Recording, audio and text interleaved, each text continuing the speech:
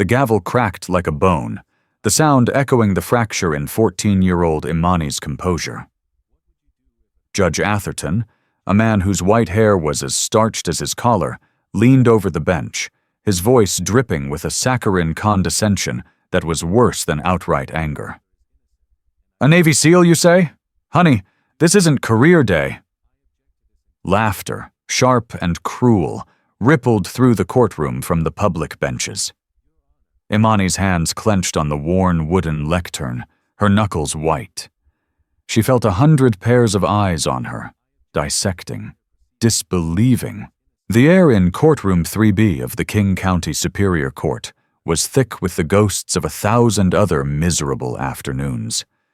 Dust motes danced in the slivers of weak Seattle sunlight that managed to pierce the grimy arched windows, illuminating the dark wood paneling and the bored faces of the court officers. For Imani Carter, the room felt like a tomb. It was a place where futures were decided, and hers, she felt with a terrifying certainty, was about to be buried. She stood alone at the defendant's lectern, a position usually occupied by hardened criminals, not a 14-year-old girl in a hand-knitted sweater her grandmother had made her for Christmas. The charge was truancy, a word that felt both silly and monumental. It was true she hadn't been to school. For 3 weeks. But the reason was a knot of grief and fear so tangled in her chest that she couldn't find the words to explain it, not to the truant officer, not to the school counselor, and certainly not to the man currently staring down at her as if she were a particularly uninteresting insect. Judge Marcus Atherton had a face built for judgment. It was all sharp angles and thin lips, framed by a halo of perfectly coiffed silver hair. He'd been on the bench for 30 years, and the weight of those decades had seemingly pressed all traces of empathy from his features. He flipped through Imani's file with a theatrical sigh, the papers rustling loudly in the cavernous silence. "Imani Carter," he began, his voice a low, gravelly hum that demanded attention. 14 years old, honor roll student at Garfield High until last month. Now, 3 weeks of unexcused absences, not a single call from a parent or guardian. What do you have to say for yourself, young lady?" Imani swallowed, her throat dry as sandpaper. My mom is away, Your Honor." Atherton raised a skeptical eyebrow. "Away? And where might away be? The Bahamas, perhaps? Someplace sunny while you're left to your own devices?" The snickers from the back of the courtroom were quiet, but they felt like needles against Imani's skin. "No, Your Honor. She's deployed." "Deployed." The judge repeated the word as if tasting it. "In what capacity is your mother deployed?" This was the part Imani dreaded. The part that always made people's faces shift from curiosity to disbelief, and then, too often, to suspicion. "She's in the Navy, sir."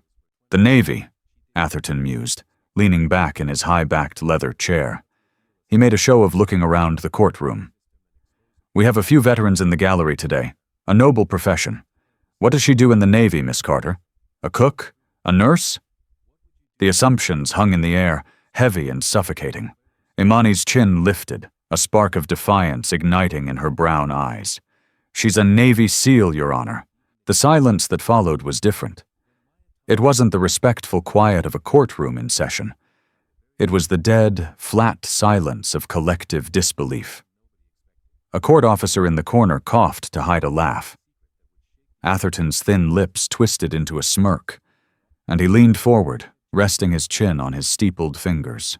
It was then he delivered the line that would echo in the chambers of power for weeks to come. "A Navy SEAL, you say? Honey, this isn't career day."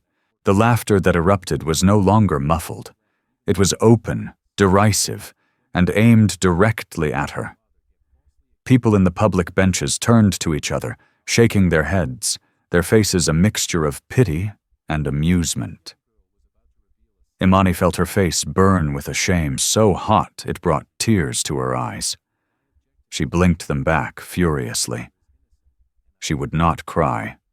Not here. Not in front of them. "It's the truth," she said, her voice trembling but clear. "My mother is Senior Chief Petty Officer Lena Carter. She's with SEAL Team 5. Judge Atherton waved a dismissive hand. "Of course she is. And I suppose your father is an astronaut currently orbiting Mars. Miss Carter, I am not a fool.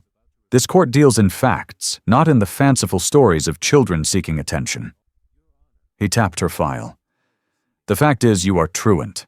Your guardian, according to this file, is your grandmother, who seems to have no idea where you are most days. And your mother is away." He made air quotes around the word, his disdain palpable. "This is not a story," Imani insisted, her voice rising. "Her command knows I'm with my grandmother. They check in. But my grandma's memory, it's not always good. I've been staying home to help her. She fell last month." "More stories," Atherton sighed, his patience visibly fraying. "The school has a report. There is no record of any emergency contact from a military command. There is only a girl who has decided the rules don't apply to her. A girl who, I might add, seems to think a little lie about her mother being some sort of action hero will get her out of trouble." He leaned forward, his voice dropping into a tone of faux confidentiality. "Let me give you a piece of advice, young lady. The world doesn't reward dishonesty. It punishes it. And right now you are on a fast track to punishment. I am considering remanding you to juvenile detention for the remainder of the school week to impress upon you the seriousness of your situation." Juvenile detention. The words hit Imani like a physical blow.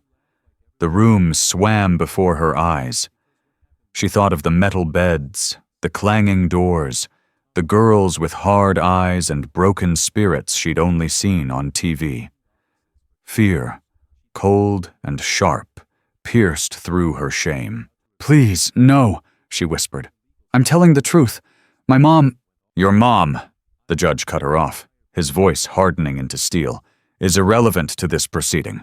What is relevant is your conduct, and your conduct, Miss Carter, has been abysmal."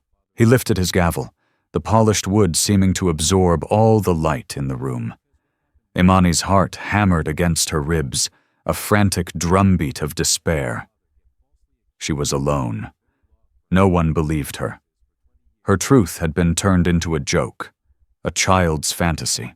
But as Judge Atherton's arm began its descent, a heavy oak door at the back of the courtroom swung open with a loud, authoritative thud. The sound cut through the oppressive atmosphere like a ship's horn through fog. Every head in the room, including Judge Atherton's, swiveled towards the entrance. And there, framed in the doorway, stood a figure who seemed to command the very air she breathed. Imani's world had shrunk to the size of her grandmother's small Beacon Hill craftsman house. The scent of lavender and old paper clung to the furniture, a comforting aroma that had become inextricably linked with anxiety. For the past 3 weeks, this house had been her school, her hospital, and her fortress. Her mother, Lena, was more than just a SEAL. She was Imani's entire universe. Growing up, Imani's life was a patchwork of naval bases: Coronado, Little Creek, Pearl Harbor. Her lullabies were the distant sounds of drills and the call of seabirds. While other kids' moms baked cookies and drove minivans, Lena taught Imani how to read a compass, tie a bowline knot in under 10 seconds, and, most importantly, how to be resilient. "The world will try to put you in a box, honeybee," Lena would say, her voice warm but firm as she cleaned her rifle at the kitchen table. "Don't you ever let it." Lena was a pioneer, one of the first women to ever pass the brutal SEAL qualification training. She was a legend in circles most people didn't even know existed. But to the outside world, she was a ghost. Her job demanded anonymity. There were no proud photos on the mantelpiece of her in uniform, no mentions in the school newsletter. There was only a quiet, fierce pride that Imani carried in her heart, a secret she shared with her mom. Their last conversation had been over a crackling satellite connection, Lena's face pixelated on the laptop screen. She was in a place with sand-colored walls, her expression weary, but her eyes bright with love. "Just a little longer, honeybee. I'll be home before you know it. You be good for Grandma Rose, you hear me? And keep up with your physics. Don't think I won't be checking your grades the second I land." 2 days later, Grandma Rose fell. It wasn't a bad fall, just a missed step coming down the stairs, but it had shaken something loose in the 78-year-old matriarch. Her memory, already frayed around the edges by age, began to unravel more quickly. She'd wake up in the middle of the night, convinced it was 1985, and she was late for her nursing shift at Harborview. She'd leave the stove on, forget to take her heart medication, and look at Imani with a vacant confusion that terrified the 14-year-old more than any monster under the bed. Imani had tried. She called the school the first day.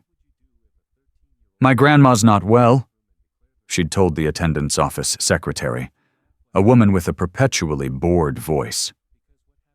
"I need to stay with her." The response was a bureaucratic sigh. "We'll need a doctor's note, and a parent needs to call." How could she explain that her parent was in a classified location, unreachable? How could she get a doctor's note for a proud woman who refused to admit anything was wrong? So Imani made a choice.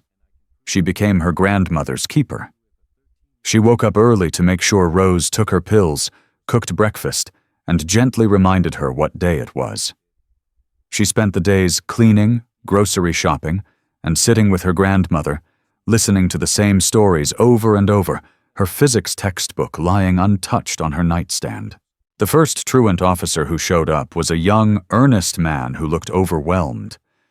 Imani explained the situation as best she could. He nodded sympathetically, but handed her a formal warning notice. "My hands are tied," he'd said. "The system is the system." The second time, it was an older woman with tired eyes and a clipboard that seemed permanently attached to her hand. She didn't listen. She just checked boxes and spoke of protocols and legal obligations. She was the one who filed the petition with the court. Imani's life had become a secret mission of its own. She was holding the line at home, just like her mom was holding the line somewhere far away. She thought her mom would be proud of her. She was being resilient. She was refusing to be put in a box. But the system didn't see it that way. The system saw a problem, a number, a case file, a truant sitting in the hard, unforgiving chair outside courtroom 3B before the hearing. Imani had clutched her worn copy of The Odyssey, a book she and her mom had been reading together before the deployment. She saw herself in Telemachus, the son left behind, trying to protect his home from forces that were too big for him to understand. She felt the weight of her responsibility, a burden no 14-year-old should have to carry. She hadn't told her mom. How could she? The few heavily monitored emails they were allowed to exchange were for "I love you" and "I miss you" and "stay safe." She couldn't add the weight of a court hearing and a failing grandmother to the burdens Lena already carried. So she'd squared her shoulders, walked into the courtroom, and decided to face the judge alone, armed with nothing but the truth. She had naively believed the truth would be enough. She believed that in a place of law and order, facts would matter. She hadn't accounted for the tired cynicism of a man like Judge Atherton, a man who saw a troubled black girl from a working-class neighborhood and saw a story he'd already written 1,000 times in his head. He didn't see a daughter holding her family together. He saw a liar, a cliché. When he'd mocked her mother's service, it was more than just an insult. It was a desecration. He had taken the most sacred part of Imani's identity, the pride she had in her mother, and held it up for public ridicule. In that moment, the judge wasn't just a figure of authority. He was the embodiment of every doubt, every sneer, every dismissive glance she and her mother had ever faced. He was the world trying to put her in a box, and for a terrifying second, as he raised his gavel, she felt the lid begin to close. The woman in the doorway was not tall, but she possessed a density of presence that seemed to warp the space around her. She was dressed in civilian clothes, simple black pants, and a gray, form-fitting Henley that did little to conceal the corded muscle in her forearms and shoulders. Her hair was pulled back in a severe, practical bun, and her face, devoid of makeup, was a roadmap of focused intensity. Her eyes, the same warm brown as her daughter's, swept the room with a calm, analytical gaze that missed nothing. Behind her stood 4 men. They were a study in quiet lethality. Dressed in matching black polo shirts and tactical pants, they were large, solid, and moved with an unnerving economy of motion. They didn't look like they had walked into the courtroom. They looked like they had materialized there, perfectly spaced, their expressions unreadable, their eyes scanning the room, assessing threats. One had the word chaplain embroidered on his shirt, but the Bible in his hand looked as heavy as a weapon. They were mountains of men, and the woman was the peak from which they surveyed the world. Judge Atherton froze, his gavel held aloft, his mouth slightly agape. The murmuring in the courtroom died instantly, replaced by a thick, expectant silence. The court officers, who a moment before had been slouched in bored indifference, now stood straighter, their hands instinctively moving closer to their belts. The woman's eyes found Imani. For a fleeting second, the hard lines of her face softened, and a universe of love and fierce protection passed between mother and daughter. Then, her gaze shifted, locking onto Judge Atherton. She took a single step forward, her boots making no sound on the polished linoleum floor. Her voice, when she spoke, was not loud, but it cut through the silence with the precision of a surgeon's scalpel. "I am Senior Chief Petty Officer Lena Carter of the United States Navy." She paused, letting the words hang in the air. The 4 men behind her remained perfectly still, their presence a silent, powerful affirmation. "I was informed by my commanding officer," she continued, her tone even and cold, "that a King County court saw fit to summon my 14-year-old daughter to a hearing without my knowledge or consent, and that her legal guardian, my mother, was not properly served or notified." Judge Atherton finally found his voice, though it was a pale, reedy version of its former confident boom. "This is a closed session.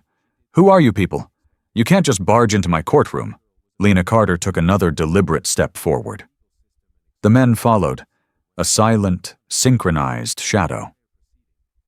"According to the Service Members' Civil Relief Act, Your Honor, a law I'm sure you're familiar with, proceedings against an active duty service member's dependent can be stayed in their absence.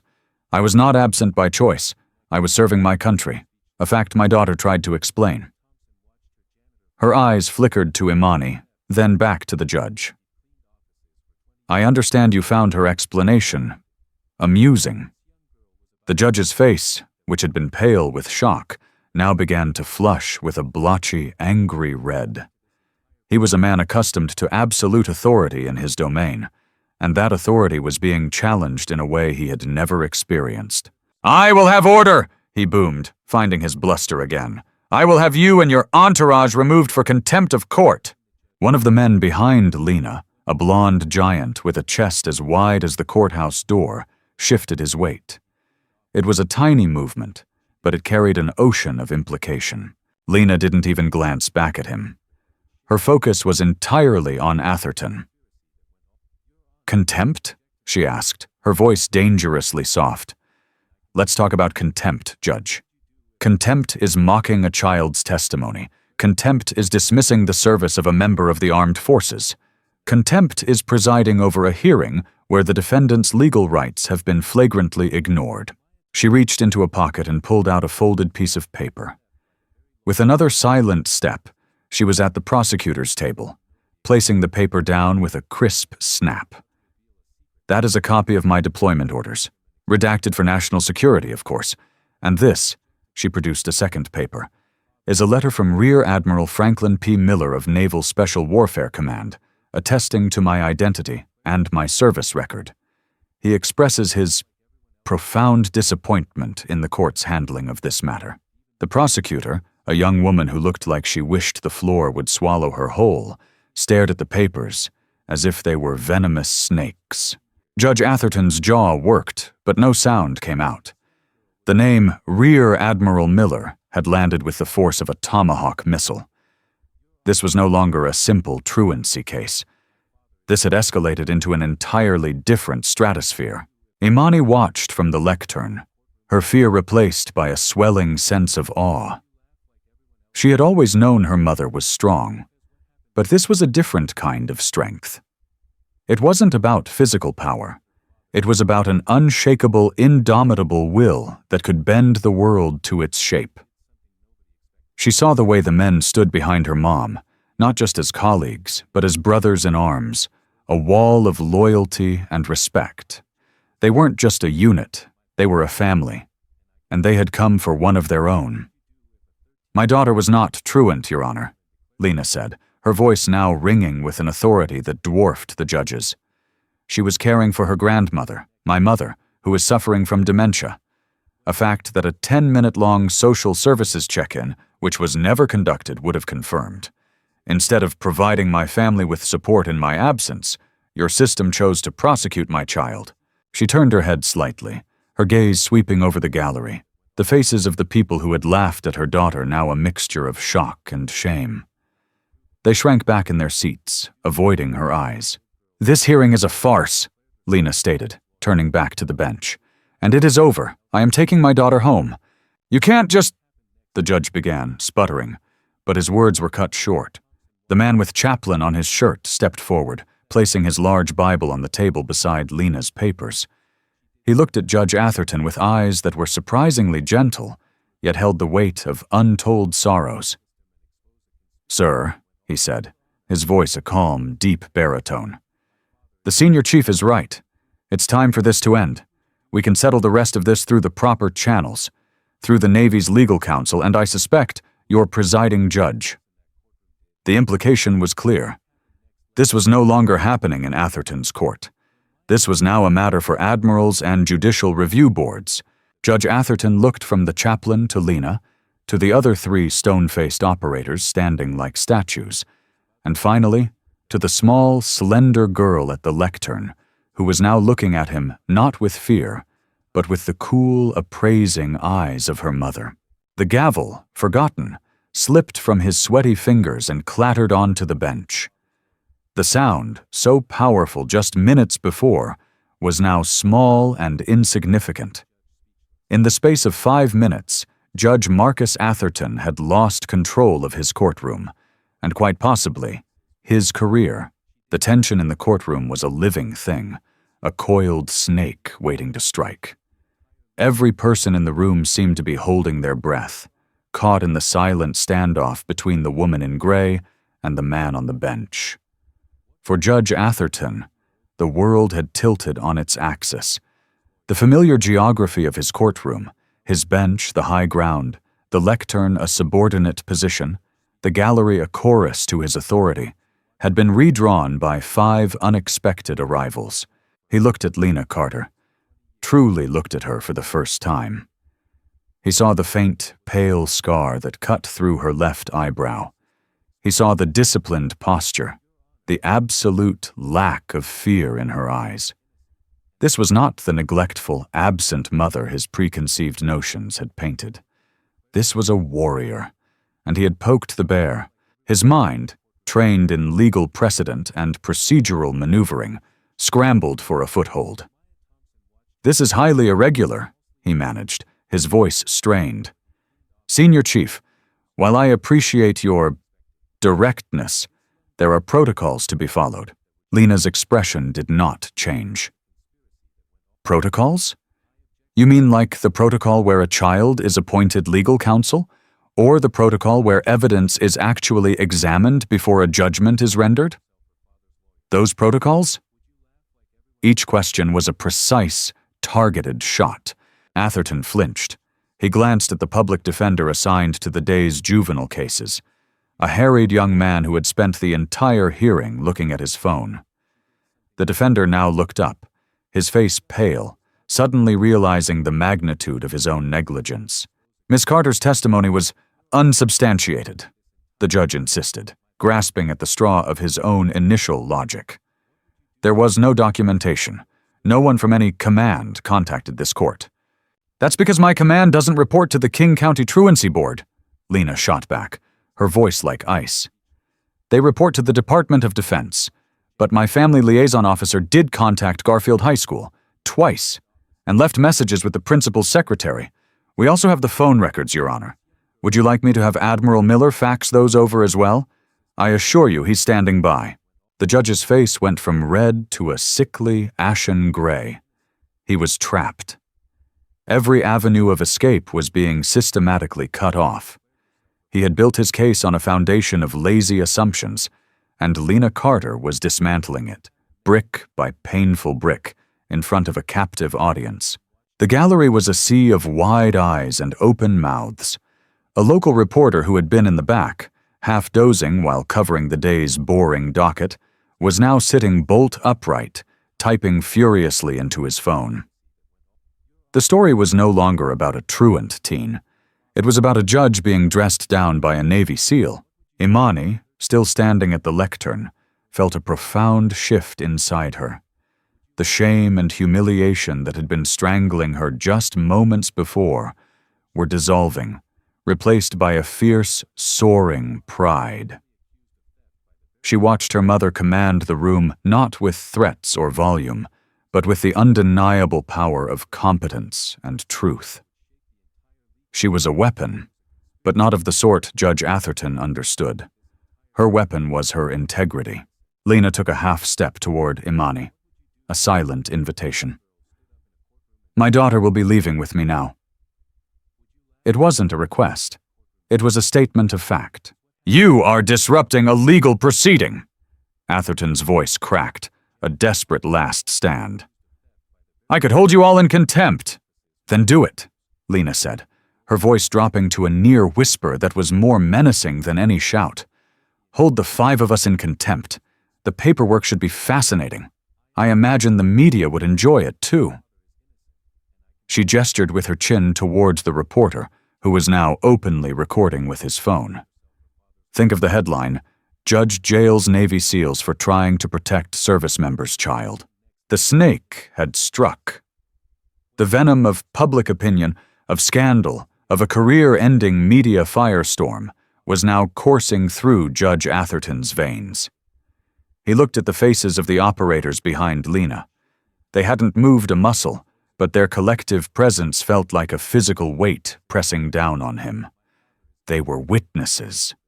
Immovable, unimpeachable witnesses to his failure, his prejudice, his spectacular misjudgment. He saw his 30-year career, his pension, his portrait on the courthouse wall, all of it flickering like a faulty fluorescent light. He had held all the power, and in his arrogance, he had abused it. Now, power had walked into the room in tactical boots, and it was not on his side. The chaplain, sensing the breaking point, stepped forward once more.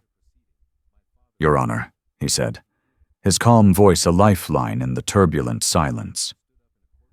We would be happy to meet with you and the presiding judge in chambers to resolve this matter quietly and professionally, for the good of the court and for the privacy of the child. It was an off-ramp, a chance to de-escalate, to move the confrontation behind closed doors where the damage could be contained. It was a professional courtesy Atherton did not deserve, but which the chaplain, in his wisdom, offered anyway. Atherton stared at him, then at Lena, then at Imani. He saw no victory, no way to save face. He could only capitulate. With a shaky hand, he reached for his water glass, his movements stiff and robotic. He took a long, slow sip. The silence in the courtroom stretched, thin and brittle. Finally, he set the glass down. He looked out over the room, but he wasn't seeing any of them. He was seeing the end of the road. This court, he said, his voice a hoarse croak, is in recess. He didn't even have the strength to bang the gavel. He just stood up, his judicial robes seeming to swallow his diminished frame, and turned. Without another word, he walked through the door behind his bench and disappeared into his chambers. The moment the door clicked shut, the courtroom erupted in a cacophony of hushed, excited chatter. Lena Carter walked to the lectern and wrapped her arms around Imani. Imani buried her face in her mother's shoulder, the scent of gunpowder, salt, and home filling her senses. The tears she had refused to shed in shame now came freely. Tears of relief, of pride, of overwhelming love. "I knew you'd come," she whispered. "Always, honeybee," Lena whispered back, her voice thick with emotion. "Always." The twist wasn't just that Lena Carter had shown up. It was how she had shown up. It was in the quiet, undeniable authority that radiated from her and her team. It was the sudden, shocking realization that the fanciful story was not just true, but a profound understatement. The dynamic in the room didn't just flip, it was turned inside out and hung up to dry. As Judge Atherton retreated to his chambers, the atmosphere in courtroom 3B transformed. The stuffy, oppressive air of judgment was replaced by a crackle of raw electricity. The power vacuum left by the judge's departure was instantly filled by Senior Chief Lena Carter. She held Imani for a moment longer, a silent, powerful reassurance that the danger had passed. Then, she straightened up, her expression shifting from maternal warmth back to professional command. She turned to the blonde giant, whose name was Master Chief Petty Officer Liam Tank O'Connell. "Tank, get her out of here! Take her to the car!" Her voice was low, but it carried the easy weight of command. "On it, Senior Chief," he rumbled. He gave Imani a surprisingly gentle smile. "Come on, kid, let's blow this popsicle stand." He put a hand the size of a dinner plate on Imani's back, guiding her away from the lectern. As they walked past the gallery, people leaned away, their faces a mixture of awe and fear. The reporter, sensing the main event was moving, scrambled to follow. But the second operator, a wiry man with sharp, intelligent eyes, stepped smoothly into his path. "I think you've got enough for your story," the operator said, his voice pleasant but his eyes conveying a very different message. The reporter froze, nodded, and retreated. Lena then turned her attention to the young, overwhelmed prosecutor and the now terrified public defender. "You two, with me." She gestured toward a small conference room off the side of the main court. The chaplain and the remaining operator flanked the door as the two lawyers scurried inside, followed by Lena. The door clicked shut, leaving the courtroom buzzing. Inside the small, windowless room, the air was thick with tension. Lena didn't sit. She stood at the head of the table, her arms crossed over her chest. "Let's be very clear about what just happened," she began, her voice calm and measured, which was somehow more intimidating than if she'd been shouting. "Your judge showed a staggering level of prejudice and incompetence. He humiliated a minor in open court and denied her fundamental rights." She looked at the public defender. You were assigned to represent my daughter. Did you speak to her before the hearing? Did you ask her a single question about her circumstances? Or did you just assume, like your boss in the robe, that you knew her story already?" The defender swallowed hard, unable to meet her gaze. I had several cases today. I didn't have time to prep adequately." "You didn't have time," Lena repeated, her voice dripping with scorn. "I've seen men with sucking chest wounds and shrapnel in their guts show more professional dedication than you just did. You failed her. You failed your oath." She then turned to the prosecutor. "And you. You represent the state. Your job is to seek justice, not just convictions. You heard the judge's comments. You saw him mock my child and my service, and you said nothing. Your silence made you complicit." "Judge Atherton runs his courtroom his own way," the prosecutor mumbled, staring at the table.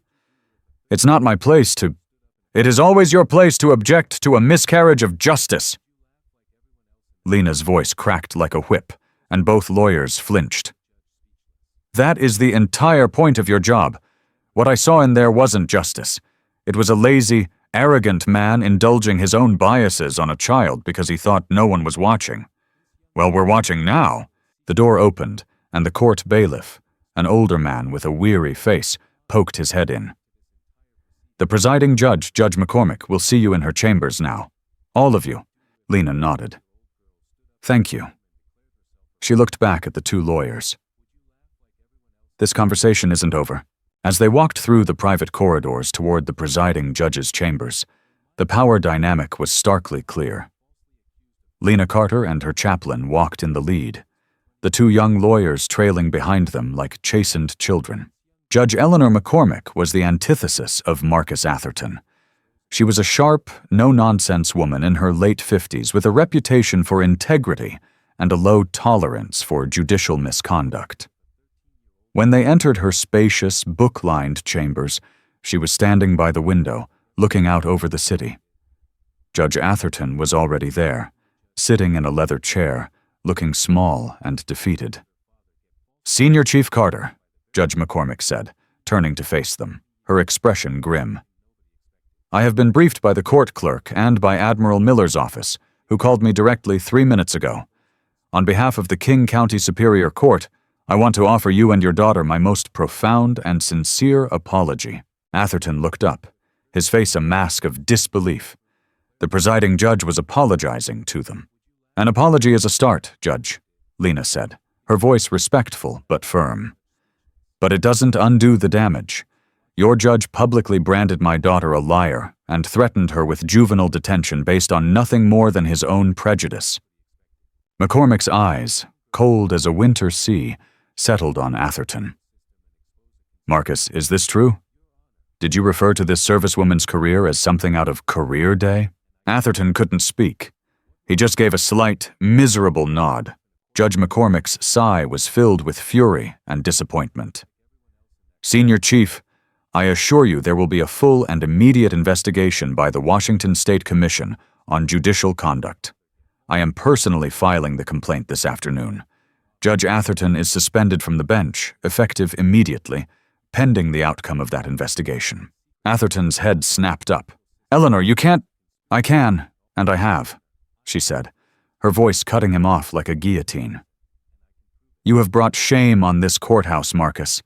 You abused your power, and you did it to a child. You're lucky you're not facing civil rights charges." The reality of the situation finally crashed down on Atherton. This wasn't just a bad day. This was the end, the dramatic, humiliating end of his career. Lena Carter watched him, not with triumph, but with a kind of weary sorrow.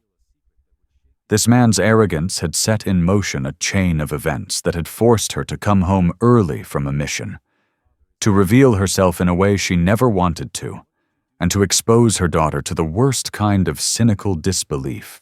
"My daughter's truancy charges," Lena said, her voice pulling the room back into focus. "They will be expunged, immediately." "Of course," Judge McCormick said. "And the court will be dispatching a family services counselor, a competent one, to your mother's home this afternoon to arrange for proper elder care support. Whatever you need, the county will provide. It's the least we can do." Lena gave a single, sharp nod. The situation was handled. Justice, swift and decisive, had been served. She turned to leave, her duty there complete. The chaplain put a comforting hand on her shoulder as they walked out, leaving the ruins of Judge Atherton's career behind them. The walk from the presiding judge's chambers back to the courthouse entrance was a silent one. The corridors that had felt so intimidating on the way in now just seemed like hallways.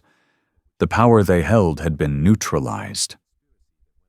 When Lena and the chaplain emerged back into the main lobby, they found Imani sitting on a bench with Tank, who was showing her something on his phone. The other two operators stood nearby, a silent, watchful perimeter. Imani looked up as her mother approached, her eyes searching. "Is it over?" "It's over, honeybee," Lena said, her voice soft. She sat down next to her daughter, pulling her into a one-armed hug. "Everything's going to be okay." In that moment, Imani didn't just feel relief. She felt an incredible sense of validation. She had spoken the truth, and the truth had been denied and mocked. But she hadn't backed down. And then her mother had arrived, and had not just confirmed her truth, but had magnified it, had forced the world to acknowledge it. She reclaimed her power not by shouting or demanding, but by watching her mother embody it. Lena's authority wasn't granted by a robe or a gavel, it was earned. It was forged in the freezing waters of Buds, honed in the deserts of Afghanistan, and rooted in an unshakable core of integrity.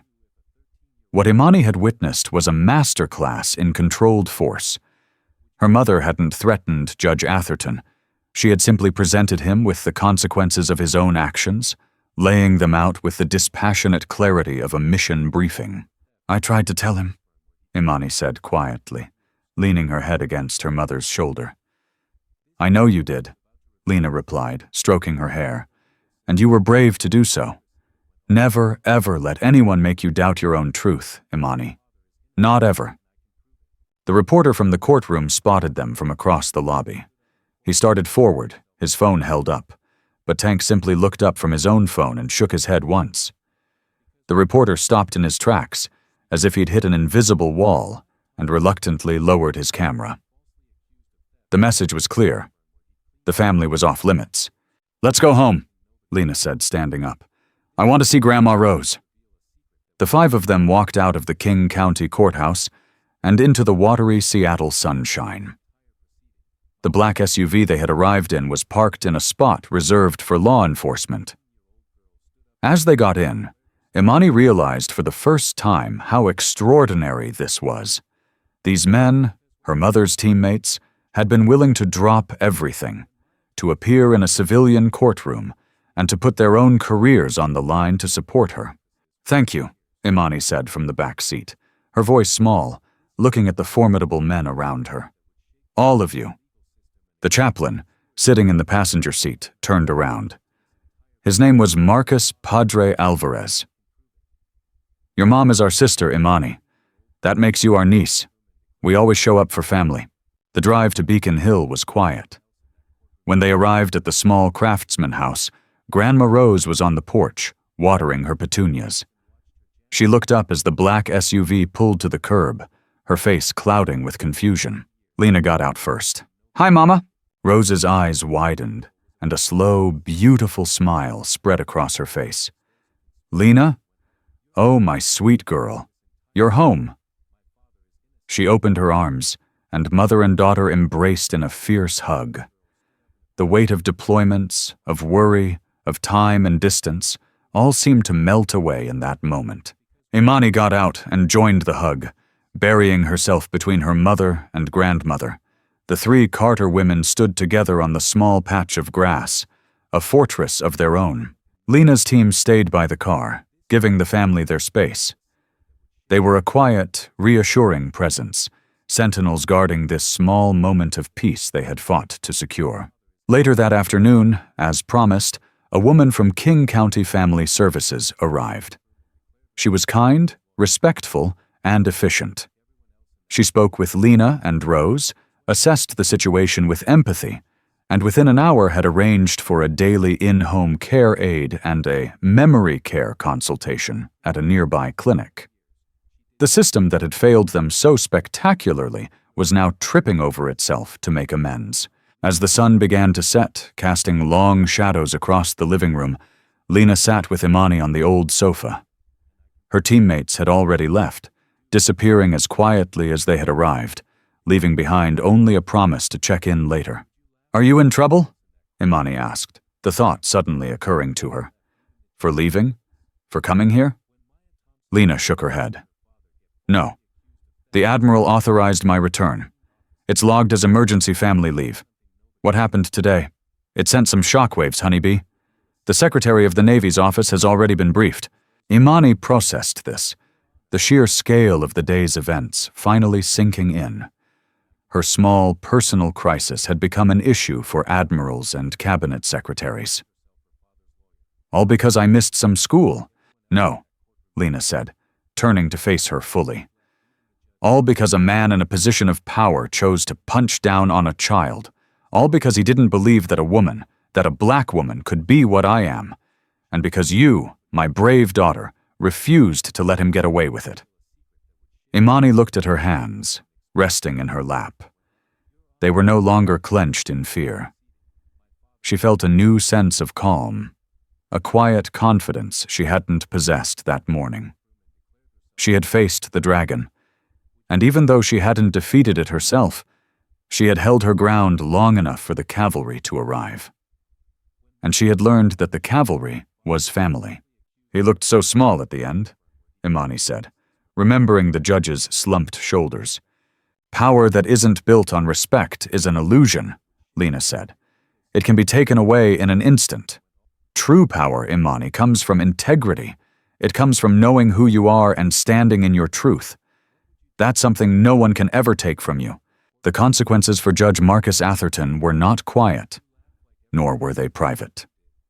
The reporter who had been in the courtroom, a young, hungry journalist named Ben Shapiro, no relation, knew he had the story of a lifetime. His initial tweet, sent from the gallery, had been a simple, electrifying sentence. "Explosive scene at King County Courthouse as Navy SEALs just entered courtroom 3B to confront judge presiding over SEAL's truant daughter. You can't make this up." By the time Lena and her family were back in Beacon Hill, the tweet had gone viral.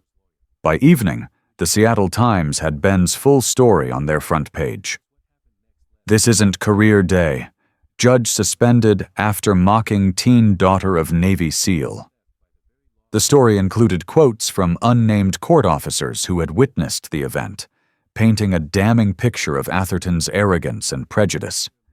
The phrase, "fanciful story," was in the second paragraph. The public backlash was immediate and ferocious. Veterans groups across the country issued statements condemning the judge's disrespect. Women in the military shared the story with hashtags like "She Isa Seal" and "Believe Military Kids." The King County Courthouse was inundated with calls and emails demanding Atherton's resignation. For Atherton, his chambers became a prison. The suspension was just the beginning. The Washington State Commission on Judicial Conduct fast-tracked its investigation. They interviewed the prosecutor, the public defender, the bailiffs, and a dozen people who had been in the gallery. They reviewed the court transcript, which starkly captured the judge's condescending tone and Imani's quiet, persistent pleas. They had the letters from Admiral Miller and the official complaint from Judge McCormick. The case against him was airtight. His lawyer advised him to resign, to fall on his sword and hope for a quiet retirement. But Atherton, in his hubris, refused. He believed he could fight it. He gave a disastrous interview to a local TV station in which he claimed his words were taken out of context and that he was simply trying to encourage the young woman to be truthful. The clip was played on national news networks, and the palpable disbelief on the anchor's face became an instant meme. The commission's hearing was a formality.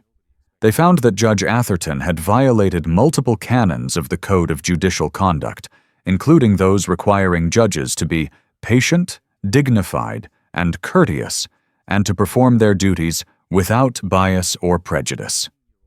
Their recommendation to the Washington State Supreme Court was unanimous: removal from office. 2 months after he had mocked Imani Carter, Marcus Atherton was formally stripped of his judgeship. His portrait was taken down from the courthouse wall. His 30-year career ended not with a laudatory farewell dinner, but with a press release detailing his disgrace. He lost his pension, his reputation, and the respect of his peers. He became a cautionary tale, a symbol of judicial arrogance. The legal consequences were only part of his downfall. The social fallout was just as brutal. He was asked to step down from the board of his alma mater's law school. His country club membership was quietly revoked. Old friends stopped returning his calls. He had become a pariah, his name synonymous with prejudice. He sold his home in Laurelhurst and moved to a condo in Scottsdale, Arizona, a self-imposed exile to escape the whispers and the stares. But the story didn't end with Atherton's fall. The ripple effects of that day in court began to spread, sparking change in unexpected ways. The public defender's office in King County launched a mandatory retraining program on representing minors, with a new emphasis on pre-hearing interviews and trauma-informed advocacy. The young defender from Imani's case became a vocal advocate for the reforms, using his own failure as a teaching tool. The Seattle Public School District, embarrassed by its own role in the debacle, overhauled its truancy protocols. They implemented a new system for military families, creating a dedicated liaison to verify service and coordinate with military commands during deployments. They also partnered with county services to ensure that truancy was treated not just as a disciplinary issue, but as a potential symptom of a family in crisis. The new policy was unofficially called the Carter Rule. The story resonated far beyond Seattle. It sparked a national conversation about the unseen struggles of military families and the stereotypes faced by women and people of color in the armed forces. Lena Carter, despite her deep-seated aversion to the spotlight, was asked by the Navy to speak at a conference on diversity and inclusion. She reluctantly agreed, not for herself, but for the women who would come after her. She stood before a crowd of 1,000 uniformed officers, men and women, and she didn't talk about missions or combat. She talked about her daughter. She spoke of Imani's courage in that courtroom, her resilience in the face of disbelief. "The most important mission of my life," Lena concluded, her voice steady and clear, "wasn't overseas. It was in a courtroom in my hometown. It was raising a daughter who knows her own truth and is not afraid to speak it, even when the world refuses to listen." The standing ovation that followed was thunderous. Back in Seattle, Imani watched a clip of the speech on her laptop, a proud smile on her face. The courtroom had been a crucible, a terrifying and painful ordeal. But from its fire, something new and strong had been forged, not just for her family, but for countless others who had been voiceless for too long. The aftermath of the courtroom incident settled into a new normal for the Carter family. The national furor eventually subsided, replaced by the quiet, steady work of healing and rebuilding. Lena's emergency leave was extended, giving her precious, unexpected time with her daughter and mother. The house in Beacon Hill, once a place of quiet anxiety for Imani, was now filled with life. The daily in-home care aide, a warm, patient woman named Maria, became a part of their family. She helped Grandma Rose with her medications and appointments, but more importantly, she became a friend, someone to share stories with, which eased the burden on both Lena and Imani. With the support system in place, the tangled knot of fear in Imani's chest finally began to loosen. She returned to Garfield High, not as the girl who was in trouble, but as a minor celebrity. Students she'd never spoken to would give her a nod of respect in the hallway. Her physics teacher pulled her aside and offered her extra tutoring to catch up on the work she'd missed. The school, once a source of bureaucratic indifference, now saw her as a person, a student with a story worth listening to. The experience had changed Imani. The shy, quiet girl who had dreaded speaking up had been replaced by a young woman with a newfound confidence. She joined the school debate team, discovering she had a talent for constructing logical arguments and a passion for advocating for the underdog. She found her voice, a voice that was clear, steady, and unafraid. Lena watched her daughter's transformation with a profound sense of pride. She had always known Imani was strong, but now the world knew it too. Their bond, already deep, had been tempered in the fire of that courtroom and had emerged stronger than steel. They talked more, not just about homework and chores, but about justice, prejudice, and the courage it takes to stand up for what is right. One rainy Saturday afternoon, a few weeks before Lena was scheduled to redeploy, a package arrived. It was a large, flat box with no return address, just a postmark from Scottsdale, Arizona. Inside, nestled in tissue paper, was a framed piece of calligraphy. It was a handwritten letter. "Miss Carter," it began, "there are no words to properly apologize for my conduct. I was wrong. My behavior was inexcusable, and my judgment was clouded by a prejudice I was too arrogant to see in myself. I failed you, I failed your mother, and I failed the office I held. I have lost my career and my reputation, and I have come to realize that I deserved to. I do not ask for your forgiveness, as I have not earned it. I only write this to tell you that your courage and your mother's integrity have forced an old man to confront the person he had become. It is a painful but necessary lesson. I wish you nothing but the best in a future you have already proven you will meet with strength and honor. Sincerely, Marcus Atherton. Imani read the letter twice, then handed it to her mother. Lena read it, her expression unreadable. "What do you think?" Imani asked. "I think," Lena said slowly, "that sometimes even a fallen man can find a piece of his honor again. It doesn't change what he did. But it means he's learned something." They didn't hang the letter up. They simply put it away in a box of memories, a final, quiet postscript to a chapter of their lives that was now closed. The day Lena had to leave again was hard, but different from all the times before. As she stood at the airport gate, flanked by Tank and Padre who had come to see her off, the hug she shared with Imani was not one of desperation, but of mutual strength. "You got this, honeybee," Lena whispered. "I know," Imani said, her voice confident. "You taught me. Now go do your job. We've got this at home." As Imani and her grandmother watched the plane take off, disappearing into the gray Seattle sky, they stood not as two people barely holding on, but as the anchors of a family that had been tested and had refused to break. The world had tried to put Imani in a box, to define her by her age, her race, her circumstances. But she, like her mother, had refused. She was Imani Carter, daughter of a warrior, guardian of her grandmother, a young woman who had found her voice and would never let it be silenced again. The courtroom had been her crucible, but her life would be her testament. In the end, a judge's arrogant assumption shattered against the unbreakable truth of a mother's service and a daughter's integrity. The public humiliation of Imani Carter in a Seattle courtroom became the catalyst for profound change, ending a disgraced judge's career and forcing an entire system to confront its own biases. The Carter Rule was implemented, creating new protections for military families, while the incident sparked a national dialogue on respect, prejudice, and the hidden sacrifices of service members. Imani, no longer a victim of circumstance, emerged as a confident young advocate, her voice forged in the fire of injustice. Her family, once fractured by distance and crisis, was made whole and stronger than ever before. We hope you were moved by this story of courage and consequence. If you believe in the power of speaking truth to power, please hit the like button.